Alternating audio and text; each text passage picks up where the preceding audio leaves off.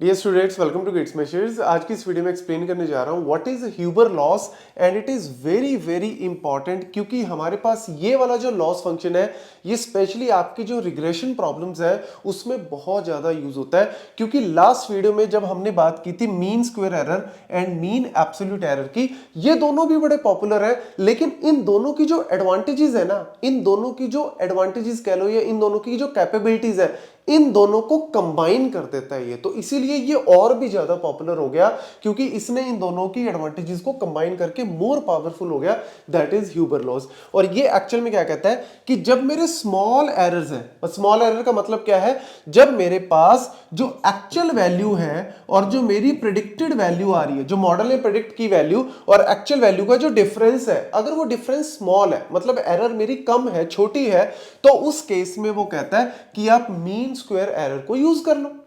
एक तरह से इसने दोनों का एवरेज निकाल लिया, मतलब उस केस में आप मीन स्क्वायर एरर को यूज करो, क्योंकि उसमें आउटलायर्स की वजह से कहीं ना कहीं सेंसिटिविटी आ जाती है। और यहां पे मेरे पास एडवांटेज है, it is smooth and differentiable, मतलब हर पॉइंट पे ये डेरिवेटिव कैलकुलेट करता है, बिकॉज एक्स स्क्वायर हम लोग यहाँ पे स्क्वायर कैलकुलेट करते हैं, यहाँ पे क्या है, स्क्वायर है, इस वजह से हर पॉइंट पे ये डेरिवेटिव कैलकुलेट करता है। लेकिन अगर मैं बात करूं मेरे एरर्स बहुत ज्यादा लार्ज है, मतलब डिफरेंस जो है वो ज्यादा है, तो उस केस में वो कहता है आप एब्सोल्यूट वाले को यूज कर लो, क्योंकि ये आपका आउटलायर्स के केस में जो है वो इतना सेंसिटिव नहीं है, ये बहुत ही ज्यादा सेंसिटिव है, क्योंकि ये डिफरेंस को स्क्वायर कर देता है, तो उसकी वजह से आउटलायर्स के केस में ज्यादा सेंसिटिव है। ये स्क्वायर नहीं करता है तो आउटलायर्स के केस में बढ़िया। हाँ, इसमें जो डिफरेंशिएबल वाला प्रॉब्लम आ जाता है, क्योंकि जब वैल्यू मेरी जीरो है तो उस केस में ये डेरिवेटिव कैलकुलेट नहीं कर रहा, तो यहां पे कहीं ना कहीं दोनों की जो एडवांटेजेस है इसको इसने क्या कर दिया, कंबाइन कर दिया। तो इसने ये फॉर्मूला हमें दे दिया। ये फॉर्मूला क्या कहता है कि अगर मेरा y minus Y cap, y क्या है एक्चुअल वैल्यू,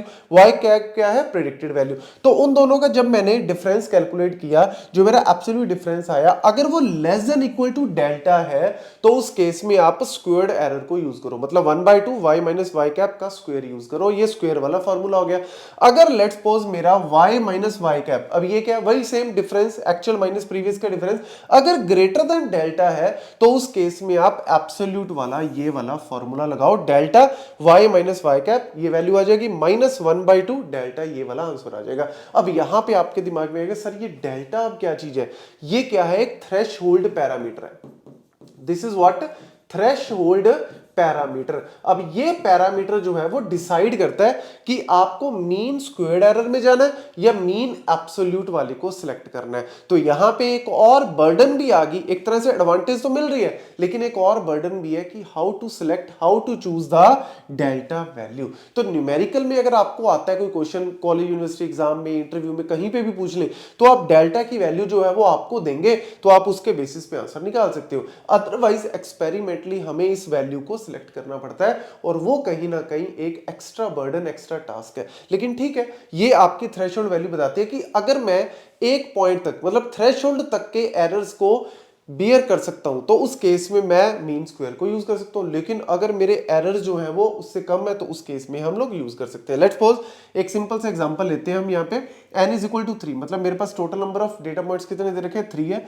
यहाँ पे y की वैल्यू क्या है, मेरी 5 है, y मतलब मेरे पास क्या है, एक्चुअल वैल्यू, एक्चुअल वैल्यू क्या आ रही है, 5 आ रही है, और उसके कॉरस्पॉन्डिंग मेरी प्रिडिक्टेड वैल्यू क्या आ रही है, मॉडल ने क्या वैल्यू दी, 5.7 दी। तो मैंने इनका जो डिफरेंस, एब्सोल्यूट डिफरेंस कैलकुलेट किया, तो वो मेरे पास क्या आया, 0.7 आया। माइनस में नहीं लेना, क्योंकि हम लोग एब्सोल्यूट वैल्यू ले रहे हैं, तो मेरे पास 0.7 आंसर आया। अब यार ऐसे ही मैं दूसरी भी कैलकुलेट कर लेता हूं, 8 माइनस, और इसके कॉरस्पॉन्डिंग मेरे पास प्रेडिक्टेड क्या वैल्यू आई, 7.8, तो इस केस में मेरा आंसर क्या आ गया जी, 0.2 आ गया। ऐसे ही मैं तीसरा डिफरेंस भी 3, और यहां पे मेरे पास क्या है, 3.4, तो 3 माइनस 3.4 एब्सोल्यूट डिफरेंस कैलकुलेट करते हैं, तो ये क्या आ गया जी, 0.4 आ गया। अब ये मेरे एरर्स आ गए। अब इन एरर्स को मुझे किसको सिलेक्ट करना है, मीन स्क्वायर्ड यूज करना है या मेरे को एब्सोल्यूट, तो वो डिपेंड करता है आपकी डेल्टा की वैल्यू पे। अब डेल्टा की वैल्यू लेट्स सपोज मेरे को दे रखी है 0.5, थ्रेशोल्ड वैल्यू क्या है, 0.5। अब देखो 0.7 इज ग्रेटर देन 0.5 जो कि डेल्टा वैल्यू है, 0.2 is less than 0.5, 0.4 is less than 0.5। तो ऑब्वियसली अब आपको पता लग गया यार मेरी जो आउटपुट आ रही है ना, मेरे पास जो आंसर आ रहा है it is greater than what, it is greater than मेरी थ्रेशोल्ड वैल्यू, मतलब मेरे एरर ज्यादा बड़े आ रहे हैं, मैं इतने बियर नहीं कर सकता, तो मैं एब्सोल्यूट वाले को यूज कर लूंगा। तो इस केस में हम लोग क्या करेंगे, एब्सोल्यूट वाले को यूज कर लेंगे। क्या कहता है ये, डेल्टा मल्टीप्लाई विद, डेल्टा क्या है मेरा 0.5 मल्टीप्लाई विद जो मेरा डिफरेंस आया था, क्या मेरा डिफरेंस आया था 0.7 मेरा डिफरेंस आया था, इन दोनों को मल्टीप्लाई करना है, माइनस माइनस यहां पे क्या है -1/2 इंटू डेल्टा, डेल्टा क्या है 0.5, इसको सिंपली कैलकुलेट करना है। तो अगर मैं इसको कैलकुलेट करता हूं तो ये 0.35 हो गया, यहां पे पॉइंट मेरा 35 हो गया, माइनस यहां पे 0.5 डिवाइड बाई 2 करोगे तो 0.12 कह लो, ठीक है। आंसर मेरे पास एक तरह से 0.23 आ गया, अप्रॉक्सीमेट मेरे पास 0.23 आंसर आ गया। ऐसी नेक्स्ट 0.2 लेस देन 0.5, यानी मेरा जो एरर है ना वो मेरे थ्रेशोल्ड से कम है, तो अगर कम है तो यानी मैं स्क्वायर्ड वाला यूज कर सकता हूं, क्योंकि मेरा एरर छोटा है तो स्क्वायर्ड वाले को यूज कर लो। वो क्या कहता है जी, आपके पास सीधा है 1/2 और आपका जो डिफरेंस आ रहा है उसका स्क्वायर, तो डिफरेंस क्या है 0.2, 0.2 का क्या ले लो, स्क्वायर ले लो, तो 0.2 का स्क्वायर लोगे तो 0.04 डिवाइड बाय 2 करोगे तो 0.02, मेरे पास सिंपली कैलकुलेशन ही तो करनी है, दैट्स इट।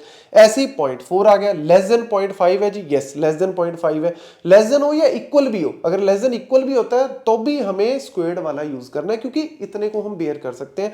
तो 0.4 का स्क्वायर डिवाइड बाय 2 कर दो इसको, तो ये क्या हो गया जी, 0.4 का स्क्वायर करोगे तो 0.16 समथिंग, डिवाइड बाय 2 करोगे तो 0.08 आ जाएगा। तो इस तरीके से मेरे एरर्स आ गए। अब यहां पे क्या करना है, सिंपली एवरेज आउट निकालनी है। एवरेज निकालने के लिए क्या करोगे आप, 0.23 प्लस 0.02 आपका दूसरा क्या आया था और 0.08 आपका तीसरे केस में आया था, divide by total number of values, जैसे हम पहले करते हैं वही सेम फंडा आपके पास।